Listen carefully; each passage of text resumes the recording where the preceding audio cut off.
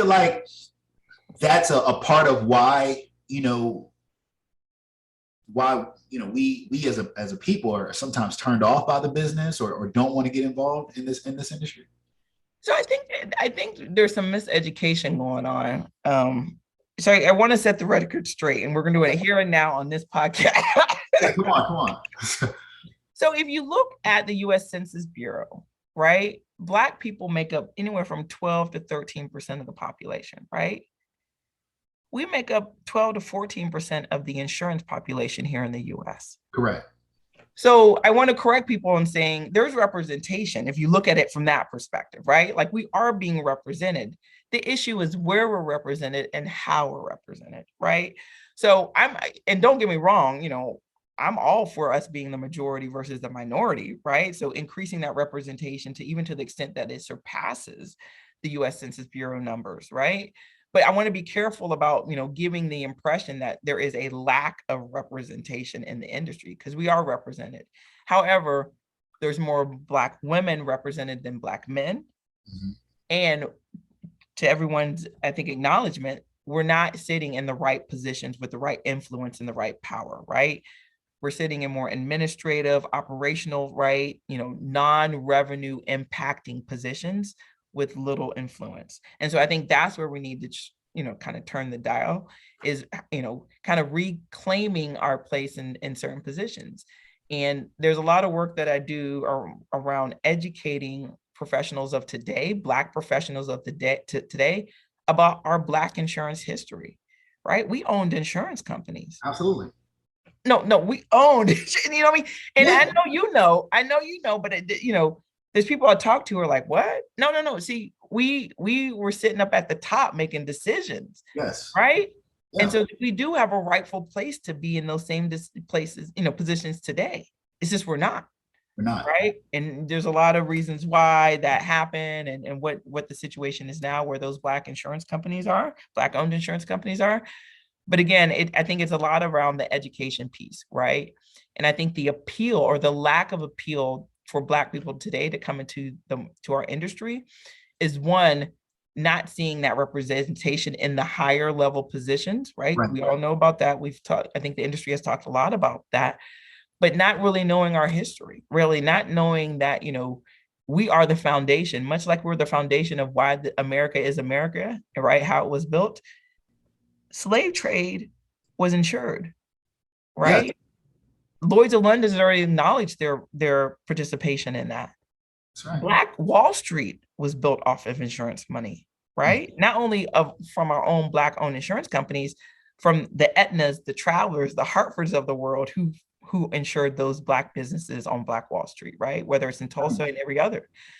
So I think there's a combination of that. And I'll just mention one more thing. I think especially for our talent coming into the industry, we got to be relative, right? Like to me, to some degree, the best thing that has happened to our industry as far as marketing is Jake, the State Farm agent, because Jake allows our kids and our kids to realize insurance ain't just about, that guy that used to come to grandmama's house and get the money from under her mattress, right? Jake knows NFL players, he knows NBA players, right?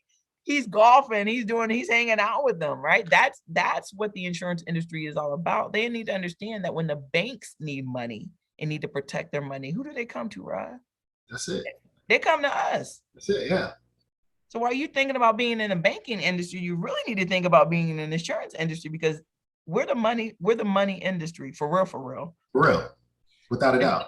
So, that's my soapbox. I just think it's between those three things. If we could get those three things right and fix those and start to look to how to rectify those, you'll see an influx of Blacks coming into our industry. That was a strong point that you made, even with, the comparison of, the actual population of the country and the comparison of the statistics of the industry and the fact that, there is representation there. Because I know that I've been one that said, hey, we're underrepresented. But I mean, putting that in perspective, there is the representation, but also to your point, 100% correct, as far as the higher levels of decision making and responsibility, because I think that's like 3%.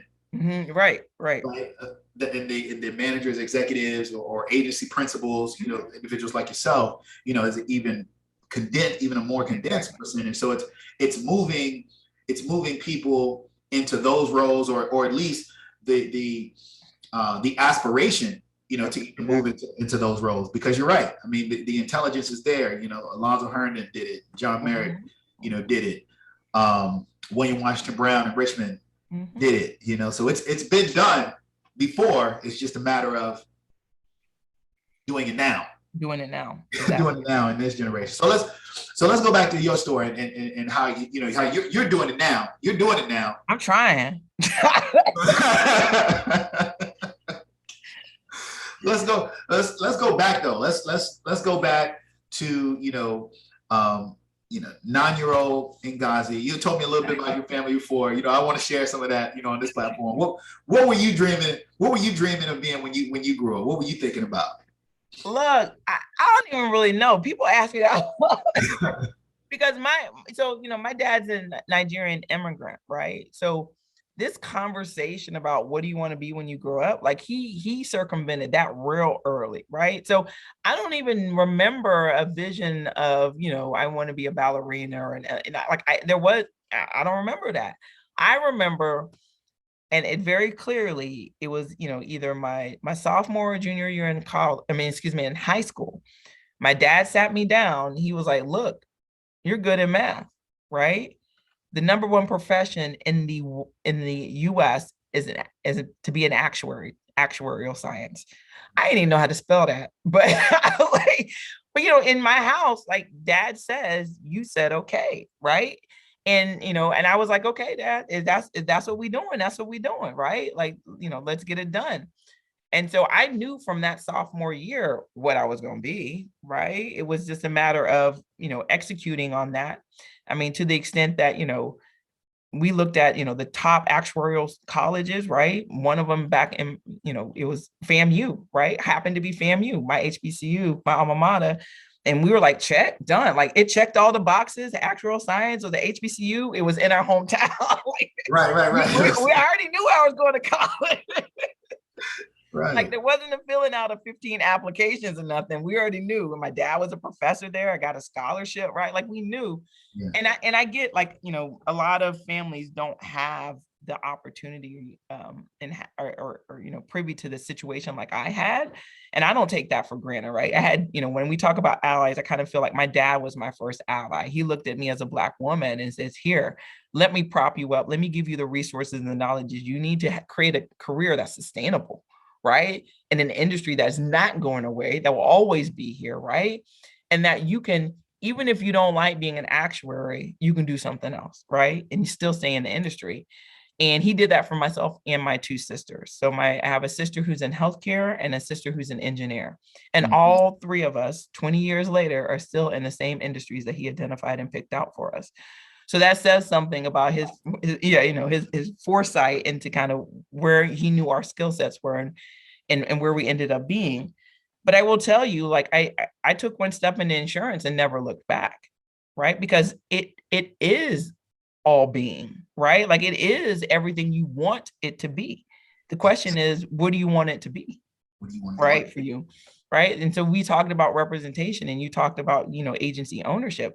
If you want to be an entrepreneur, we got that. Right. Right. If you want to influence generational wealth and help the community, we got that. Yeah. Right. If you want to be a mogul, right. I sure got that. Right. Yeah. Because Warren Buffett has shown us you can own 18 million different insurance companies, right? And come out on top, right? Like there's so much. And even if you just want to be, right, stay in your lane, be an HR professional, be an accountant, like you can still do that, right? So whatever you want, we got. And so I've never had to look anyplace else. So it disappoints me when I talk to colleagues. I'm like, they're asking me how I got into the business. I'm getting all excited, right, to tell my story. And then when I ask them, they're like, yeah, I just kind of fell into it, It's the common story though. What it is a common story. And to me, the disappointing fact is like, if you were a college student listening to that, would that excite you about coming into our industry? No, come on. And then you wonder why we got a big gap. It comes off like the fallback. It does. It does. And so, no wonder we have a talent gap. Right? Right. No wonder we can't recruit, right? Because we coming out there like, well, if you want to come into the insurance industry, I be telling the kids, yo, look, I bought my house off this insurance money. I got my car. You know what I mean? Like, I'm paying for 2 college tuitions off this insurance. Like, I tell other people's stories. Like, I have this one gentleman here in Hartford, Connecticut, was an agent by 18, was slinging insurance policies while in college. Came out of college, got his first, like, Good. not even 30 yet. Yeah. Oh, he's not 18. It's by the time he's 30. Hey. Right. I mean, if he wanted to. If he wanted. If he wanted to, he might be, I'm just gonna sit out for a little while. Yeah, I'm just gonna chill in Aruba somewhere for a year, and I'll be good. I'll catch back up when I'm 30. Like, right. No, it's powerful to mention that, because once again, in this platform, people listening, they might be on the fence. Maybe someone spoke with them about it, because a lot of times, you don't get exposed to it until later on. I know that if I found out about this industry when I was 18, 19 years old, it could have saved, look, I had some great times in my 20s. I had great times, some amazing times. Knock that out, yeah. But it definitely could have changed the trajectory of some of the things that I wanted to accomplish, earlier in my life, that maybe I've done now. Some things that I still want to do, I might have done them already. But one thing I'm fortunate about, and you mentioned, your children being in college, they get to see you doing it. Exactly. Well, what's interesting though, I have to tell this story because I have to be accountable for what I haven't done as well. And I will tell you, in recent years, I have been very, I don't know, the industry checked me. COVID checked me. I'll put it that way. COVID checked me.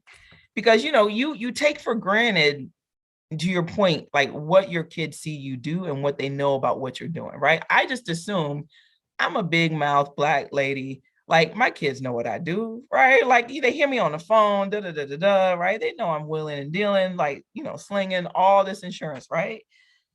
But all 4 of my kids, one coming home from college, during COVID, right? Everybody was locked on lockdown. So I'm sitting at the kitchen table and I'm slinging, I'm doing my thing. And, one of them is asking me, like, what are you doing? I'm like, what do you mean what I'm doing? You know what I'm doing? They're like, yeah, no, we just know you in insurance. Like, we don't really know. And that hit me like, it hit me hard, because I took for granted that I hadn't sat them down and showed them, right, really what I just thought that they just picked up, I don't know, through osmosis, I don't know, right, what I did. And so I was convicted at that point to make them a more integral and an active part of my business, right? Because to me, I can't go out there and say, Chubb, Travelers, New York Life, you got to do more to recruit more Black talent, when I didn't even recruit in my own kids, right? So to me, it was like a slap in the face. Like, if I'm not doing it, I can't call out these companies, right? So for me, it was, I have my oldest son, who's 18, getting his license this year, right? He's at LSU, but he's going to be doing the same thing I told you that other guy was doing, right? He's going to be in the library. That's going to be his office. His cafeteria is going to be his where he does his selling, right? Yeah. But how else, was I going to hold myself accountable if I wasn't bringing my own kids? I got a daughter who's great on social media. Look, she don't have to be in it, but she can help support it, right? That's right. So that's right. There's always that space.